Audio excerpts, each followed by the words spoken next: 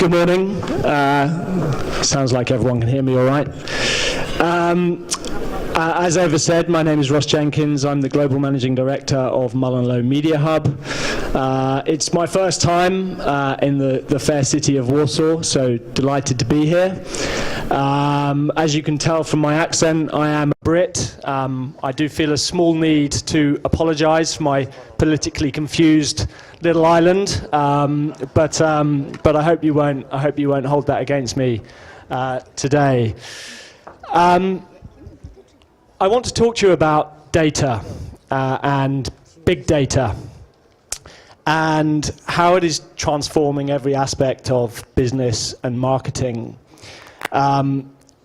Firstly, and sort of a brief agenda for today, firstly, how the power of big data to disrupt entire industries, how when data combined with algorithmic computing and networks of people can rewrite the future of industries.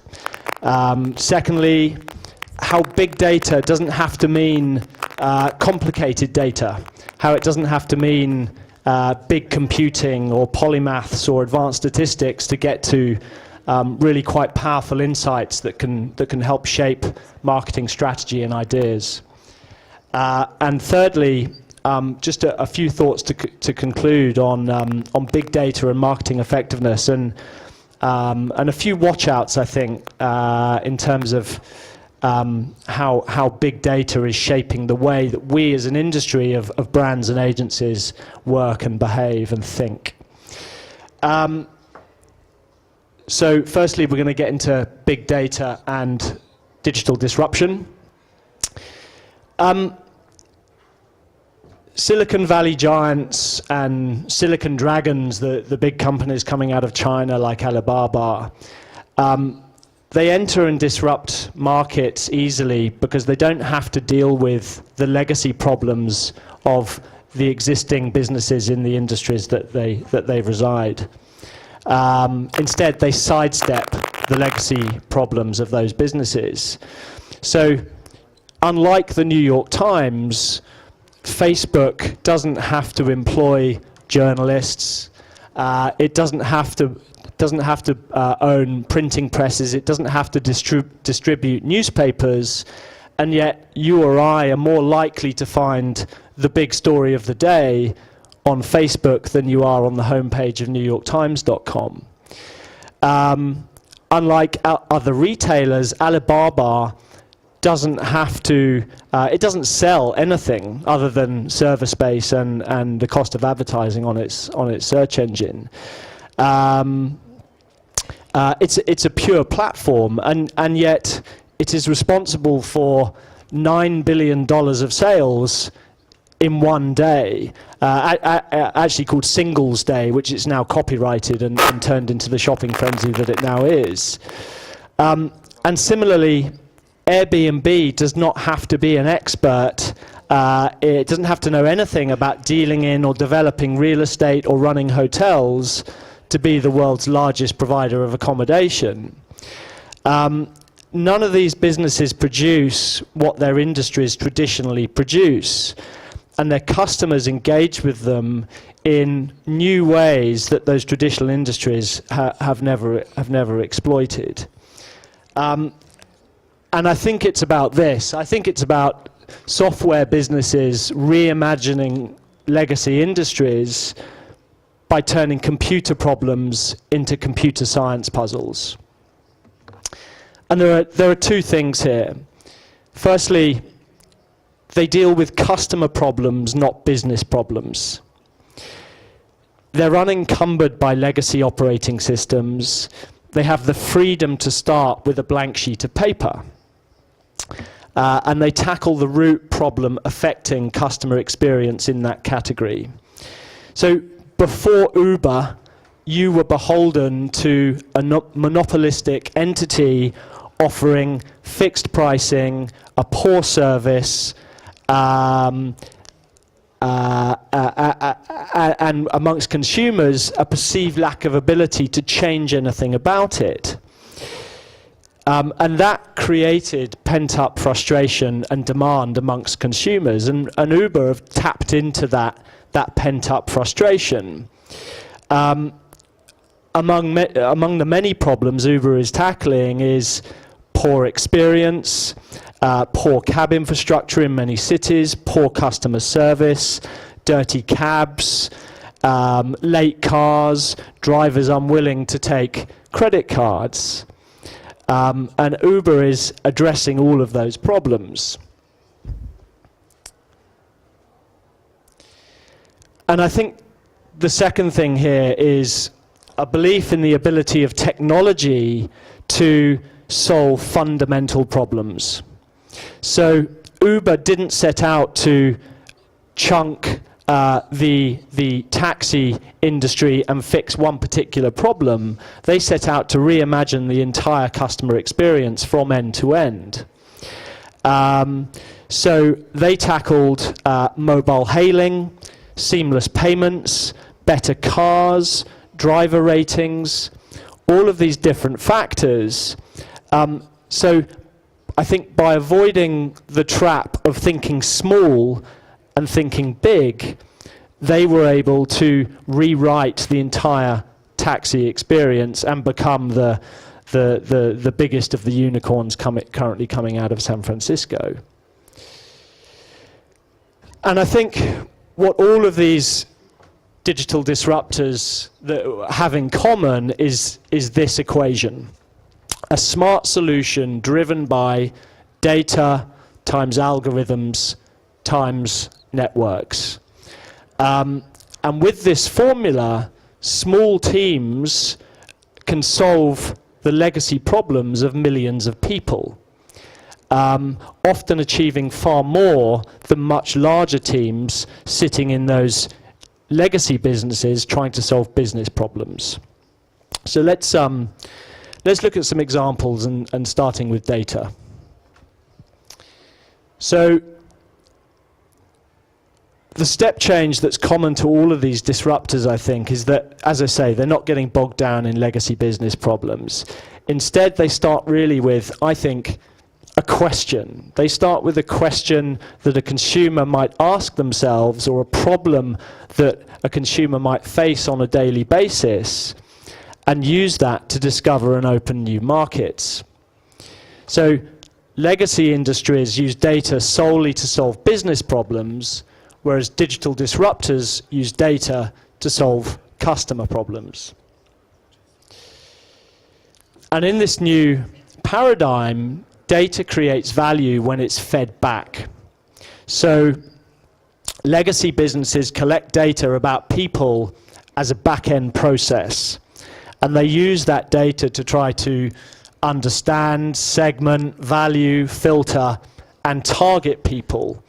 And in a way, it's a little bit like going to war with the consumer, right?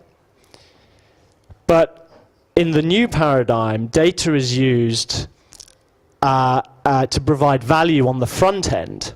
It's actually part of the customer experience. It's part of the solution for the customer. So let's get into an example. I think Metromile is a great example of this. Just put your hands up if you're familiar with Metromile. Anyone heard of this? So Metromile is an app which basically helps you optimize your journeys. It tracks your miles per gallon, your driving habits, the routes you take, and it compares that to lots of other drivers who take similar routes, and it helps you to optimize those journeys. And of course, small optimizations aggregated across many days can add up to big savings for the customer. Secondly, what it also does via a Bluetooth plugin is it diagnoses and identifies problems that may be occurring within your car and can quickly get you to the nearest mechanic to help solve them. But I think what it does most powerfully is it is rewriting the car insurance industry. So car insurance it traditionally is actually quite unfair to the consumer because it places you in a broad mileage band along with a lot of other consumers, and assumes that you're going to behave in the same way as those other consumers. What Metromile does, because it is plugged in and part of your car's operating system, it charges you only for the miles you drive and the trips that you take. And therefore it is democratizing the car insurance industry. Let's look at algorithms and this second part of the equation. Algorithms help turn all sorts of data into something more meaningful and more human, and therefore more actionable. For example, kayak.com, customer problem, can I wait until payday or should I book those flights now? Kayak is a flight booking engine which basically offers consumers the best deals by showing the likelihood of price increasing or decreasing within a given period of time.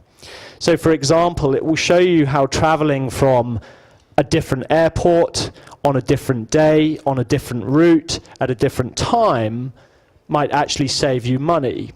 And by visualizing all of the different options, it's giving the consumer more choice. So by using algorithms to understand and make sense of all of these different airline pricing systems and present the best options back to you, Kayak has created a new market of increasingly savvy and aware consumers, and I guess at a macro level is helping to probably grow the market for flights overall. And finally, networks. Networks allow us to benefit from those around us. In sociology, networks are composed of what's known as triadic nodes, groups of three people connected to other groups of three people. And networks persist because the benefits to all the players in that network are largely equal. When the benefits are unequal, the networks tend to fall apart. This is all sociological theory. And in these digital disruptors, I think networks tend to work in two ways. Firstly, you have a small, fast-moving internal employee workforce who are collaborating with a larger workforce. Oh, that doesn't work, does it? A larger workforce of consumers who are working for each other and for the brand. There's a great quote by Jeff Bezos, the founder of Amazon. He said they were at a sort of an away day, a retreat, planning the business, and somebody in the team said, you know, one of the biggest problems that we've got is we've got so many projects going on, we can't keep track of them all, and there's overlap between some of our projects. And we need to communicate more to streamline all of these projects that we're working on. And Jeff Bezos stood up and said, no, I fundamentally disagree. He wanted a decentralized, disentangled company where each group was free to pursue the visions and the projects and initiatives that they were working on without being encumbered by having to constantly communicate with all the other project groups in the company. And Jeff actually came up with the notion of the two-pizza workforce. So his principle, and I understand this is a working principle within Amazon now, is that if any team is too big to be fed by two pizzas, then it's too big. This limits a task, a project, to, I guess, to between 5 and 7 people, depending on the size of their bellies. And I think, so in this world of marketing as software, the small network of 5 to 7 people working with is all that is needed to enable a much larger network that is creating all of the data that benefits everybody else, that benefits the rest of the network. nothing beats people working together, and I think Waze is a great example of this. Is Waze in Poland? Does anyone know of Waze? So, at least one. Maybe a network of one at the moment. Imagine millions of drivers out on the road working together towards a common goal to outsmart traffic and find the fastest route from A to B, or to help you get to work and back in the most efficient way every day. The power of the network, the power of the Waze network, means that you get alerted before you approach traffic incidents, traffic jams, and it's all being shared by drivers in real time. So it's like a personal heads up from a few million friends on the road. Waze also allows you to see other if you're meeting friends at a place, it allows you to track where they are so that you can organize your arrival times, you can pick up friends en route and that sort of thing. And finally, the crowd, the network is also reporting back on petrol prices. So you can always navigate to the cheapest place to save money on petrol. So I think Waze is a great example of the network benefiting a much wider group of people and powered by a small, probably pizza-sized team of 5 to 7 who are developing that product on the back end. So just to wrap up this first section, try to think about this equation of data, algorithms and networks, and how it could help you sidestep some of the legacy problems in your business. Rather than thinking about the legacy business problems that we're all doubtless trying to solve and the norms of the category, start with the customer and the questions that they might be asking themselves and use that as the basis for innovation. So for example, rather than asking, how can we underwrite smarter? How can we detect fraud better? How can we retain defecting customers better? Start with, how can I keep myself, me and my family safe? How can we keep ourselves in good health? How can I protect my personal possessions? So I think the point here is just start with the customer problem rather than with the business problem. The second point for today is how big data does not necessarily mean complicated data, and how it can be a source of very, very simple yet very powerful insight to help shape marketing strategy. Peninsula Hotels is I guess one of the leading luxury hotel brands in the world. They have 12 properties, started in Hong Kong, I think in the 1800s. And they set their agency a brief to build brand awareness and preference, but also to drive bookings in the Christmas period. Christmas traditionally for the hotel industry is a difficult time, not because people aren't staying in hotels over Christmas, but because people aren't booking over that Christmas period. So the flow of revenue diminishes. And the insight was really, really simple. This is Google Trends data, which is big data, right? And it shows that at times when people are thinking about buying gifts, November and December, they're not thinking about booking a hotel. And just by mapping those two streams of data on top of each other,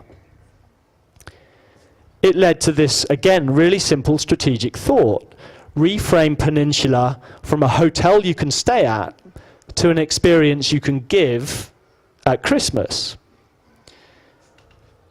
Again, which led to a really, really simple idea, which is give the gift of Peninsula at Christmas. Where that led to was a digital campaign. I won't play the video in the interest of time, but it was just a beautiful digital execution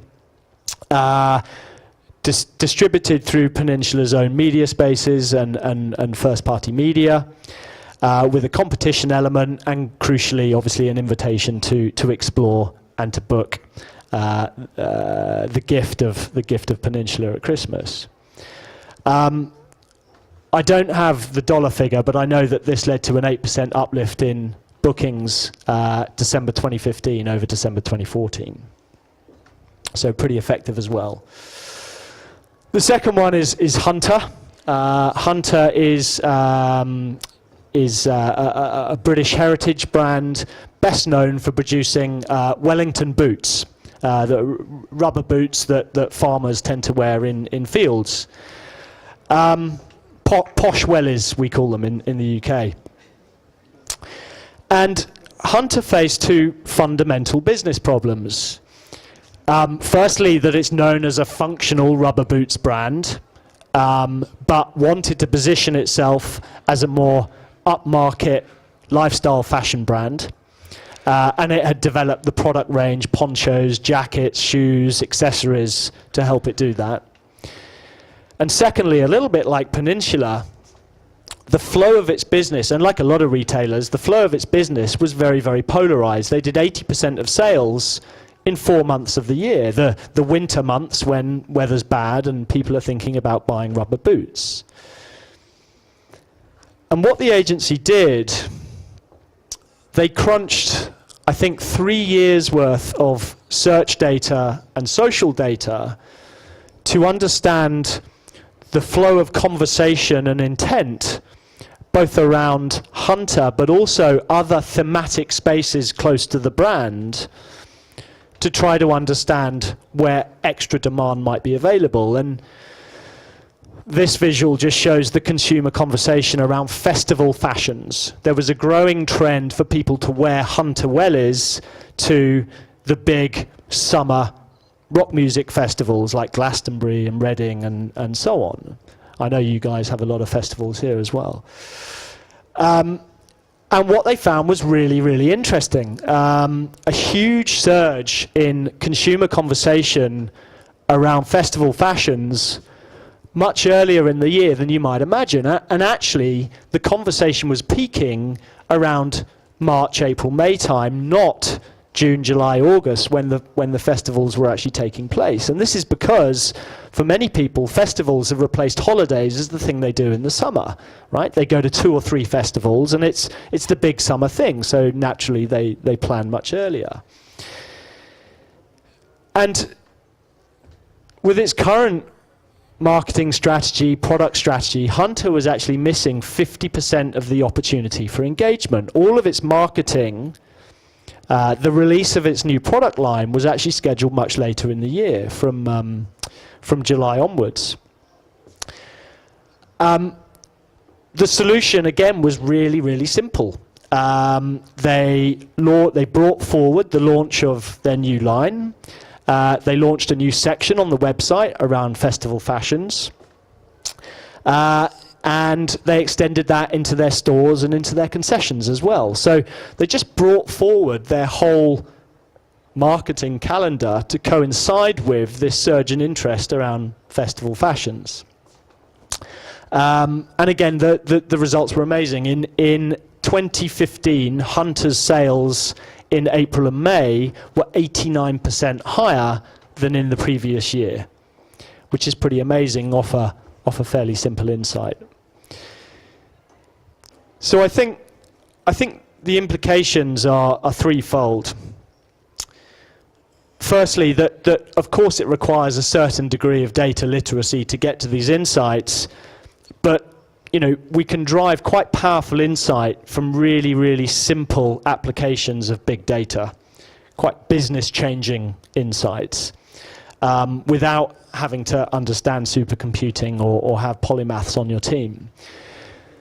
The second is that a lot of valuable big data is available for free. Both of the examples I just showed you were based entirely on free data available from Facebook and Google. And finally, if it wasn't obvious, search and social data streams are immensely valuable vaults of information. Google is the world's biggest vault of consumer intent. It provides the tools for us as marketers to get at that intent quite easily. Use that intent to then power insights that power search-inspired ideas. So that's the second section of what I wanted to talk about. Finally, to wrap up my session, I wanted to talk about big data and marketing effectiveness. I love this study. It's by a company called Data to Decisions. The study was called The Top 10 Drivers of Advertising Profitability, published in AdMap in 2015. Data to Decisions is a Dentsu Aegis Group econometric analytics company. They studied 1,500 campaigns between 2006 and 2014 to isolate the impact of different marketing variables or levers and their impact on advertising profitability. And this graph here just made so much sense to me when I saw it. At the top, you've got market. The most significant driver of advertising profitability is a brand's market share. This is the first power law of advertising. If you are number one in the category, then you will stay number one in the category because your media ROI is more effective. Because the reason that we buy brands predominantly is because we see other people buying that brand. So that kind of makes sense, that market share would be the number one driver of advertising profitability. But the second one is creativity, with a 12-to-1 ratio to advertising profitability, followed by and as a media planner, this is where I got a little bit depressed, because all of the levers that we pull in media, like geography, like channel mix, seasonality or flighting, pacing, audience, target audience, are much lesser drivers of advertising profitability than creativity. So I think the big point here is that creativity has more than double the ability to drive impact from marketing spend than any other lever that we can pull. And yet, all we seem to talk about as an industry is the promise of precision targeting and big data and programmatic technology and laser-like focus. Some estimates, I think, are saying that 80% of advertising spend will be traded programmatically by 2020 in the US and UK at least. And I think we as an industry are becoming seduced by the promise of big data and laser-like targeting at the expense of great creativity. And I think we've developed the notion that this continuous focus on short-term results will lead to long-term success. But the second study that I want to talk to you about by Les Binet at DDB Matrix and Peter Fields, who is a consultant, found that to be completely and utterly wrong. The study, which was called The Long and Short of It, and was published in association with the IPA, the Institute of Practitioners in Advertising in the UK, found this growing tension between short-term response activity and long-term brand building. Looking at nearly 1,000 campaigns across 83 sectors and more than 700 brands, they found that the number of campaigns under 3 months in length was growing, and that the number of campaigns more than 3 months in length was actually in decline. We are sacrificing our brands because the lure of short-term instant success and the focus on digital metrics as the number one performance indicator, and And the result is that we are sacrificing our brands and building the upper funnel.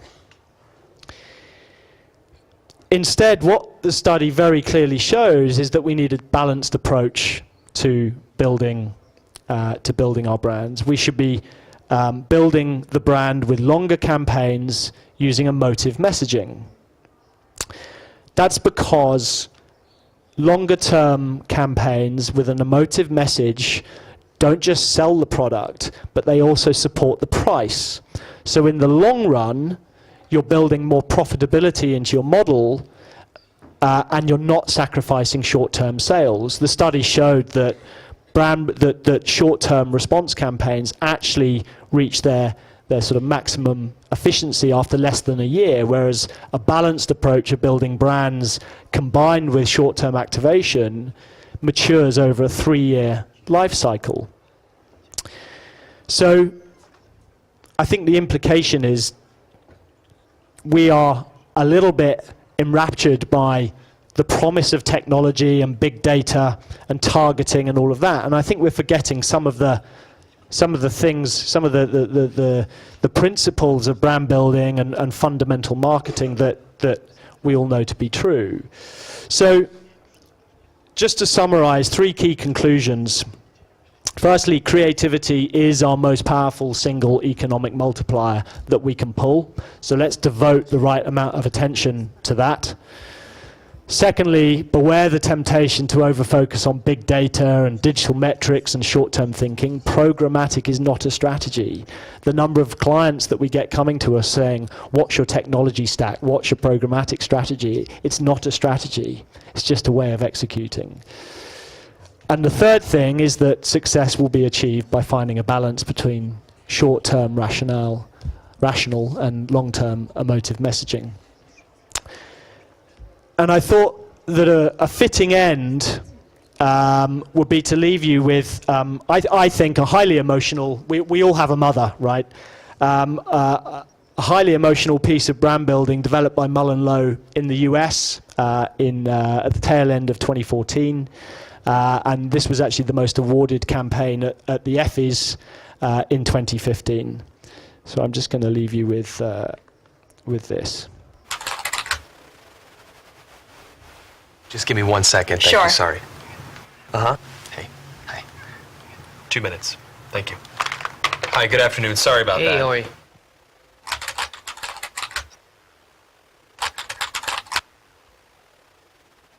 Hi, nice to meet you. Nice to meet you as well. Have you ever done one of these interviews over the camera before? No. Well, let me tell you a little bit about the job to get started with. It's not just a job. It's sort of probably the most important job. The title that we have going right now is Director of Operations, but it's really kind of so much more than that. Responsibilities and requirements are really quite extensive. First category for the requirements would be mobility. This job requires that you must be able to work standing up most or really all of the time, constantly on your feet, constantly bending over, constantly exerting yourself, a high level of stamina. Okay. That's a lot. For how many hours? 135 hours to unlimited hours a week. It's basically 24 hours a day, 7 days a week. I'm sure you'll have a chance from time to time to maybe just sit down here and there, yeah? You mean like a break? Yeah. No, there are no breaks available. Is that even legal? Oh, yeah, of course, yeah. Okay. Yeah. So like no lunch? You can have lunch, but only when the associate is done eating their lunch. I think that's a little intense. No. Not possible. That's crazy. Now, this position requires excellent negotiation and interpersonal skill. We're really looking for someone that might have a degree in medicine, in finance, and the culinary arts. You must be able to wear several hats. Associate needs constant attention. Sometimes they have to stay up with an associate throughout the night. Being able to work in a chaotic environment, if you had a life, we'd ask you to sort of give that life up. No vacations. In fact, Thanksgiving, Christmas, New Year's, and holidays, the workload is going to go up, and we demand that with a happy disposition. That's almost cruel. That's almost a very, very sick, twisted joke. Worried about when there's time to sleep or... Oh, no time to sleep. Yeah, all-encompassing almost. That's exactly right. 365 days a year? Yes. No, that's inhumane. That's very insane. the meaningful connections that you make and the feeling that you get from really helping your associate are immeasurable. Also, let's cover the salary. The position is going to pay absolutely nothing. Excuse me? No. Nobody's doing that for free. Yeah, You're pro crazy. bono, completely for free. No. What if I told you there's someone that actually currently holds this position right now? Billions of people, actually. Who? Moms. Yeah. Yeah. Moms. That's awesome.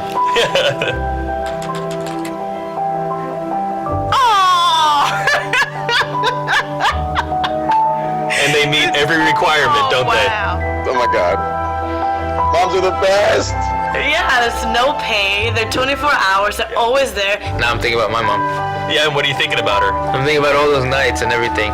Thank you so much for everything you do. I know it doesn't seem like I appreciate all of it, but I definitely do. So, Mom, I want to say thank you for everything that you've done. I love you very much. You've been there through thick and thin. My mom is just awesome. She's awesome.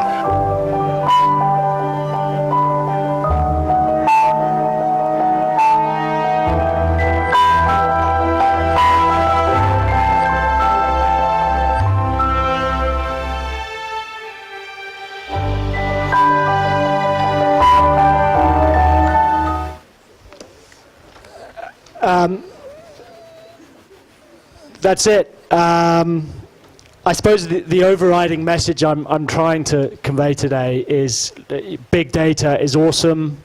It's changing businesses. It's a powerful source of insight, but don't forget that creativity and emotion is probably the most important thing that we can do to ensure the success of the brands and businesses that we work for. Thank you.